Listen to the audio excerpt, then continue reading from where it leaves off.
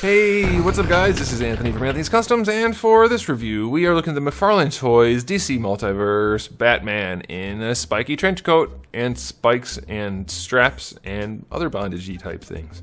And this one is one that has some good things going for it. It's pretty cool in some ways, and in other ways, like action figure-y type ways, it's not so great. There's some good stuff and some bad stuff as usual, so we're going to talk about all of that. So let's go ahead and get him off the stand and take a closer look. This guy stands just about 18 centimeters to the top of the head, which makes him pretty close to 7 1/8 inches tall. And that's pretty cool. It's good size for Batman in this scale. Now here it is, question of the day. Are you guys into the Dark Knight's metal thing? Or is that just what Todd's into? Like, is it really popular? I mean, I don't know. I actually don't know. I'm not being snarky or anything. Is it popular enough to warrant all of these figures coming from it? Or is it just because Todd thinks it's cool, he's making it and it's his company, so he can damn well do it? And I don't fault him for it. I would if I was him. But hey, let me know what you guys think. Okay, let's talk about the aesthetic on this guy. Most of the figure is hidden by the jacket, and that's fine. It looks pretty good. He does have a very small head. We can't seem to get the heads the right size, and I'm not just saying it looks small because of the jacket making the figure look big. If you go like this and just look at the body of the figure, it's a relatively small head, especially within proportion to the legs. The legs are huge. Head's not too small, like too small, but it is just slightly, and I think part of the reason it looks too small, the bottom part is really well done. It's well sculpted, well painted, but then we're missing his forehead again. There's a pretty severe slope on this guy, just like that one, like that Punisher looking Batman, whatever that one was called. The foreheads are missing on these guys, and it's weird. And I know most male skulls, most men have more of a sloped forehead, more of a smaller top of their head than women do. This seems a bit weird, especially since he has a cowl on. It's very slopey and peanutty, and there's no space for his ear in there. So it makes the head look smaller than it really is. There's no thickness at the sides here, and there's not enough forehead. And I'm guessing that's why it looks too small. But I do have to say the bottom part of the mouth is really nice, or of the head is really nice, the mouth area. Even the eye part is very well done. It is sculpted with lots of details throughout. That's pretty cool. Lots of paint work, lots of detail work, lots of texturing. I like that. The thing that stands out to me the most, though, is the way they did the wash for the lower legs down here. It looks to me like he's supposed to have just straps over his pants. And there's a swivel there, so it's a separate piece. But they put the wash everywhere down here, so even the pants that are just above the straps, they also have the wash. So it looks like it just color block. Color block of dark gray. Doesn't make any sense. The buckles aren't painted. Nothing over here is painted. Nothing up here is painted. It's just a color block of wash right there. Very, very strange. Does not look good. Everything else, like, it's lacking some detail, but there's enough there between the sculpt and the paint that it'll do. But there's so many buckles and rivets and things on here that just aren't painted. It seems like a missed opportunity to make this thing really stand out.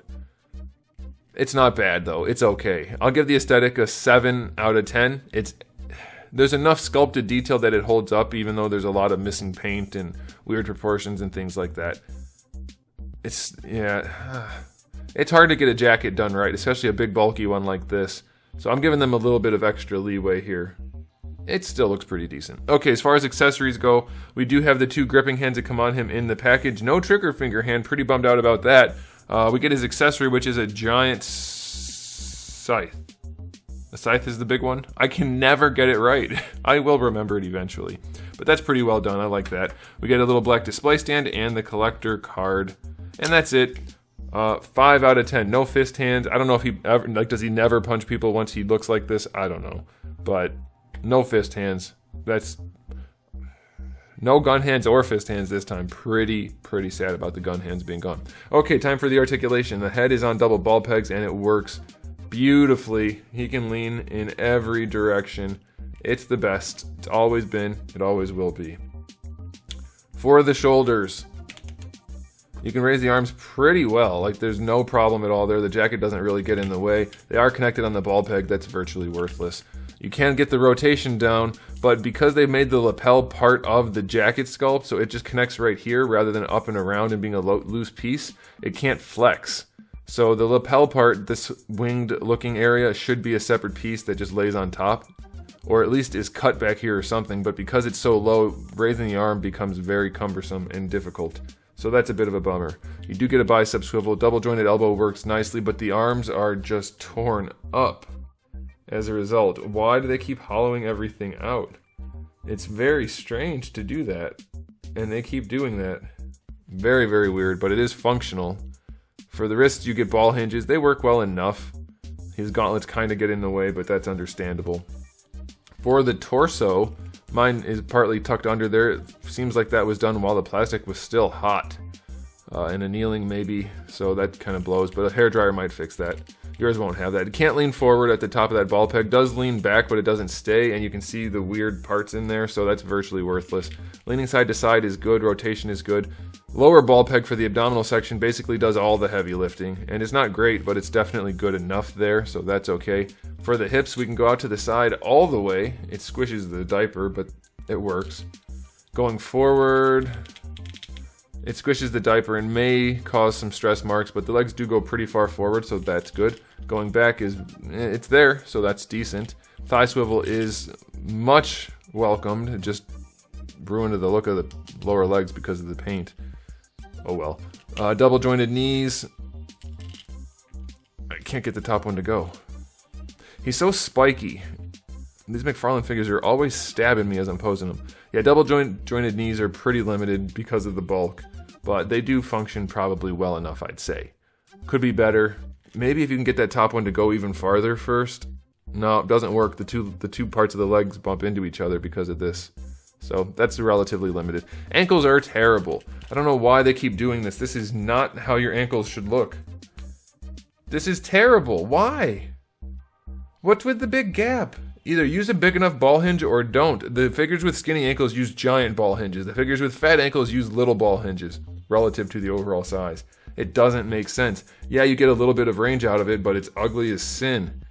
It's functional, but it's ugly. You get your rotation out of it too. That's good, but it's so ugly. Also, the ratchets are so heavy that you get that position and neutral and that position. 3 positions only. Good luck getting this guy to stand. Pain in the butt. Toe hinge is super loose but well placed, well enough placed, so that's okay. But articulation is again the weak point for the figure. It's weird to me because they're doing so much effort, putting in so much effort for the articulation, yet still getting it wrong.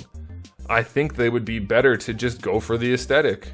The articulation doesn't work anyway. They're wasting their budget on engineering and design when it doesn't work anyway. It's very strange. Articulation on this guy gets a 5 out of 10. It basically can't be posed other than the arms or doing the splits. I guess there's one that comes with a motorcycle. I don't know if it's the exact same figure. I don't know if it sits on the bike properly or not. If you squish it enough, you'll be able to move the hips probably enough to get him on a bike, I'm guessing. But making the torso hunch over a little bit is going to be a problem. So I don't know. I guess if that's already been reviewed, you guys can check someone else's review. I'm not buying the bike.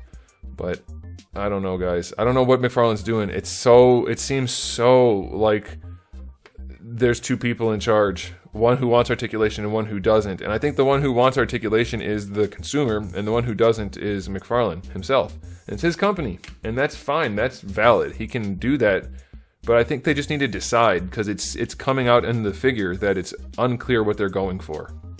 The aesthetics are great, and that's what keeps saving these figures. I'm going to give this one a final verdict of 7 out of 10, because if you just stand it on the shelf, it's going to look really cool. If you go to pose it, you're going to have a lot of trouble. So good luck. The ankles are terrible. Good luck getting him to not dive constantly. But it does look really nice standing on the shelf. Not perfect, but pretty dang cool nonetheless. So there it is, guys. Thanks for watching. If you enjoyed the video, please do give it a thumbs up. If you didn't, give it a thumbs down. And if you haven't subscribed, you might want to. I have new videos almost every single day and thousands already on the channel. So make sure you come back for all of that. And in the meantime, keep collecting.